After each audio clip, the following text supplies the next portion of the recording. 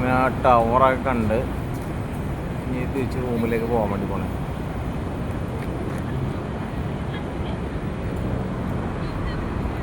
ഇതാണ് bus stop. ഇവിടെ bus പിന്നെ ടൈം എഴുതിയിട്ടുണ്ട്. ഇപ്പോൾ ഇവിടെ ഇരിക്കാം. അപ്പം ഞാൻ താമസിക്കുന്ന റൂമിലേക്ക് ഈ 300 എഴുതിയ നമ്പർ ഉണ്ടോ, അപ്പോൾ ആ നമ്പറിലെ ബസ്സിലാണ് പോകേണ്ടത്. അപ്പാർട്ട്മെൻ്റ് സ്ഥലത്താണ് ഞാൻ താമസിക്കുന്നത്. അപ്പോൾ നമ്മൾ വെയിറ്റ് ചെയ്യാം. ഇതിപ്പോൾ 2 minutes ആയിട്ട് കുറഞ്ഞു. ഇതിപ്പോൾ 2 minute കൂടി കഴിഞ്ഞാൽ വണ്ടി വരും. എല്ലാ ബസ് സ്റ്റോപ്പിലും ഇങ്ങനെ ഇല്ല കേട്ടോ. നമ്മൾ ഇതിരിക്കണം മെയിൻ സ്ഥലമായതുകൊണ്ടായിരുന്നു ഇങ്ങനത്തെ ഒരു സ്ഥലം ഉള്ളത്. എല്ലാ സ്റ്റോപ്പിലും ഇല്ല.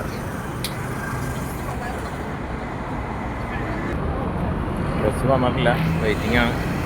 അതിനിപ്പോഴത്തെ KL ടവറിൻ്റെ ഇത് കണ്ടോ, ലൈറ്റ്. ഇവിടെയൊക്കെ എല്ലായിടത്തും അങ്ങാടിങ്ങ ടവർ തമ്മിൽ ലിങ്കും ബന്ധവും. നമ്മുടെ ബസ് വരുന്നുണ്ട്.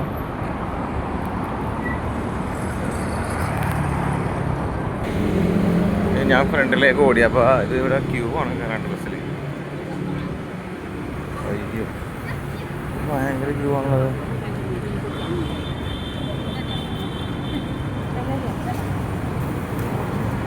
ഇത് വേണ്ട, ഇനി പുറകെ പോയി നിൽക്കണം.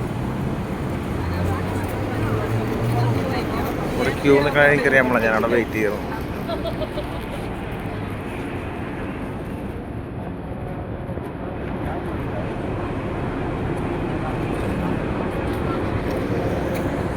ഇങ്ങനെ പുറകെ കയറണം.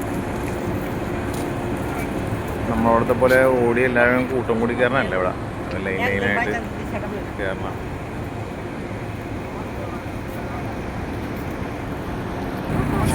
കയറുന്ന ആ കാട് മുട്ടിച്ച് അകത്ത് കയറാം.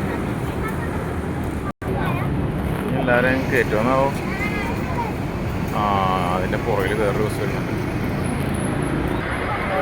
നമുക്ക് ഇതിൽ കയറാം. ഇതിൽ ഓടിക്കയറേണ്ട കുഴപ്പമില്ല. നമുക്ക് കയറാം. കാട് ഇങ്ങനെ കാണിക്കാം. നമുക്ക് ഇങ്ങനെ പോവാം.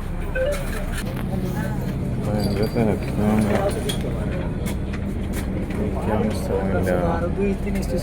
ഇവിടെ നിൽക്കാം. എല്ലാവരും അപ്പോൾ റൂമിലേക്ക് പോയിക്കൊണ്ടിരിക്കുകയാണ്.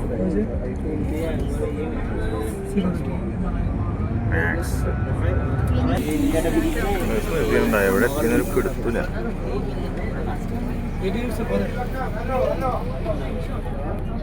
എന്നെപ്പോലെ തന്നെ അറിയാൻ പാടത്തരം തോന്നുന്നു.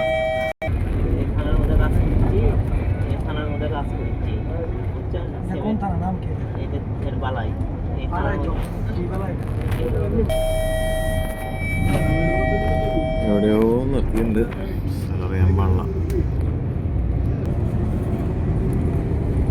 ഞാനിവിടെ ഒരാളോട് ചോദിച്ചപ്പോൾ അടുത്തത് നമ്മുടെ സ്റ്റോപ്പാണെന്നാണ് പറഞ്ഞത്.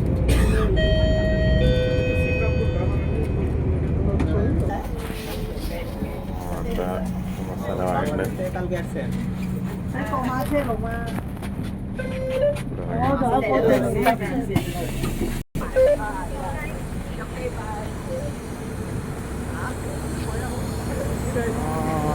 അയ്യോ, ഇത് സ്ഥലം മാറിപ്പോയി നോള.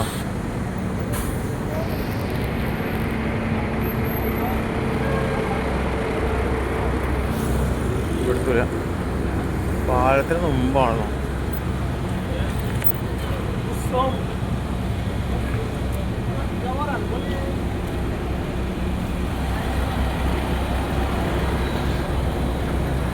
സ്ഥലം മാറിപ്പോയി നോണത്.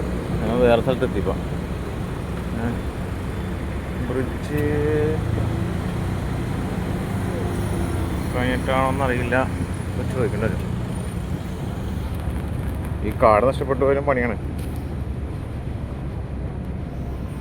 നമുക്ക് ഇറങ്ങാൻ പറ്റില്ല.